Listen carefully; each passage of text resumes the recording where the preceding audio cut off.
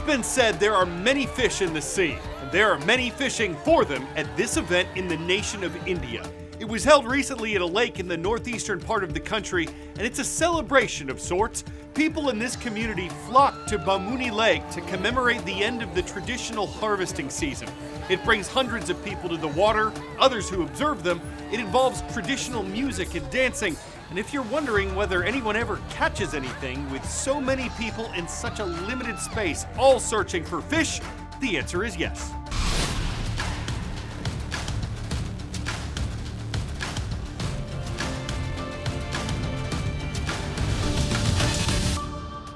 This is the world from A to Z, your nonpartisan source for international news events. My name is Carl Azuz. It means the world to have you watching. In mid-November, we reported on how a volcano in southwest Iceland was expected to erupt at any moment. That eruption began in December, and after calming down for a while, it flared up again this week, with new cracks opening in the ground and lava pouring out. A fishing town named Grindavik had been evacuated again before this started early Sunday morning, so no one was in the homes that burned down. There's not much that can be done to prevent this from happening, though. Officials had constructed barriers to protect Grindavik from lava flows, but in some places, the molten rock found a way through.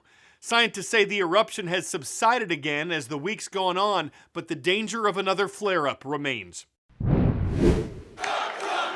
An overwhelming victory for Donald Trump.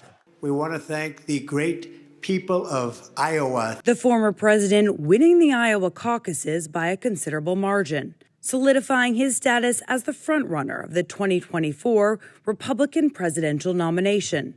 Florida Governor Ron DeSantis nearly beat out Nikki Haley for second place. In spite of all of that they threw at us, everyone against us, we've got our ticket punched out of Iowa.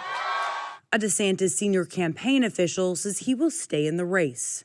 Despite placing third, Nikki Haley predicts that this race will come down to her and Trump, based on recent positive polling out of New Hampshire. And entrepreneur Vivek Ramaswamy suspending his campaign for president after placing a disappointing fourth. He called Trump to offer his endorsement. Former Arkansas Governor Asa Hutchinson also suspended his campaign after the Iowa caucuses, which leaves these three candidates still seeking the Republican nomination. As we mentioned yesterday, incumbent President Joe Biden is widely expected to win the Democratic Party's nomination for president. The reason there's so much focus on Republicans is because it's not certain yet who will be their nominee, though former President Trump's the frontrunner. The next GOP contest will be a primary in New Hampshire. It's set for January 23rd. Generally speaking, the winners of these state primaries and caucuses earn delegates to support them for their party's nomination, and the one candidate who clinches enough delegates gets his or her name on the presidential ballot this November. On this date in world history. January 17, 1946 was when the United Nations Security Council held its first meeting.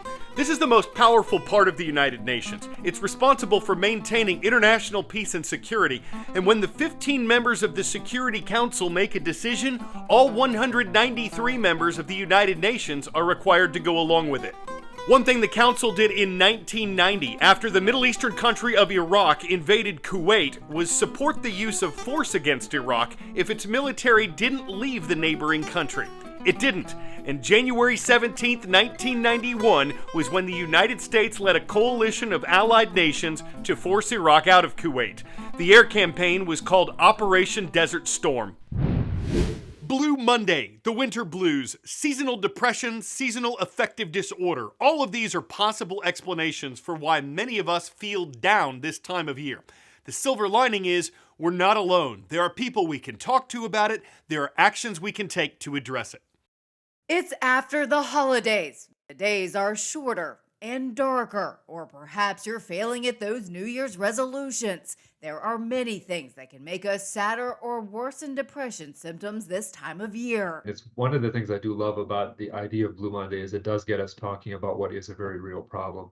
people get sad and depressed, and it's a real thing. Psychiatrist Douglas Mosqueda with Ohio State's Wexner Medical Center says those dealing with seasonal depression may have symptoms that can start in late fall and last into February and beyond. They can include feeling sad, irritable, or guilty. You may lose interest in things you used to love, have lower energy, or experience changes in sleep or appetite. I always tell people, if they are noticing these issues, don't wave them aside. Don't think, oh, it's just that third Monday, I'm supposed to be depressed. Get help. Mosqueda says ways to cope include exercising regularly, eating well, getting enough sleep, staying connected to family and friends, and increasing exposure to light. And that doesn't necessarily mean buying a light box. Experts say devices that give off white light intended to imitate sunlight can be used to improve moods. But simple things we can do to get more light include opening our curtains or blinds, studying or relaxing near windows, and taking a walk even on a cloudy day. Also, socialization, interacting with other people in person, can go a long way toward lifting our spirits, according to experts. Whatever you might call the winter doldrums, how do you get through them? Teachers, if you or your students have tips, please share them under today's show at youtube.com/@theworlda to z, and we may feature them on a future program. World of knowledge. What are Caesar shift, transposition, sidetail or siddeley, and pigpen? Are they all musical signatures, battle formations, sailing strategies, code messages? These terms are all types of cipher or code messages used throughout history. Around 11 years ago, an antique collector who was shopping in Maine bought a $100 dress that dated back to the 1880s. Inside, it contained two papers with words strangely strung together. One line read, "Smith, Nostrum, Linnet, get, none, went." It turned out to be a code that was recently solved, but that is only part of the mystery. A mysterious code found in a 135-year-old dress and that was deemed uncrackable has been cracked. It started when this 1800s-era silk dress was bought from an antique mall by a collector in 2013. Amidst the dress's ornate appointments and petticoats, a secret pocket was found with notes inside containing a series of seemingly random words. Unable to decipher them, the silk dress cryptograms, as it came to be known, eventually became known as one of the top unsolvable codes in the world, until nearly a decade later, when a Canadian university researcher made it his mission.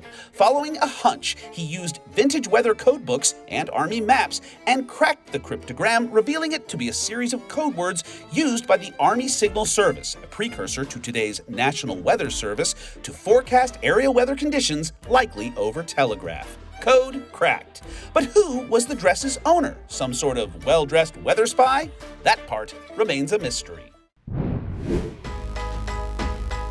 Off the eastern coast of Canada is where you'll find Prince Edward Island, and that's where we've heard from the Tigers of Stone Park Intermediate School. Mr. McDonald's classes are watching from Charlottetown. Welcome. And in the Hawkeye state of Iowa, LaSalle Catholic Middle School is watching the world from A to Z. Shout out to Mr. Davidson's class in Cedar Rapids. In an effort to bring business back to Boston, which is still trying to recover from the effects of the COVID pandemic, some organizers thought they'd send in the clowns. And if the goal here is to create conversation, dare we say clownversation, mission accomplished. There are numerous other pop-up art projects planned, but will they be as Instagrammy as two giant disembodied clown heads smushed between buildings? One question is, will this be cloned in other places if organizers risk being called bozos for clowning around with an unclownable display? Or will they be critically acclaimed for the ring mastery of taking the greatest show on earth and bringing it full circus? Maybe there's no clear answer. I mean, after all, that's a clown question, bro! I'm Carl Azuz, and that's the world from A to Z.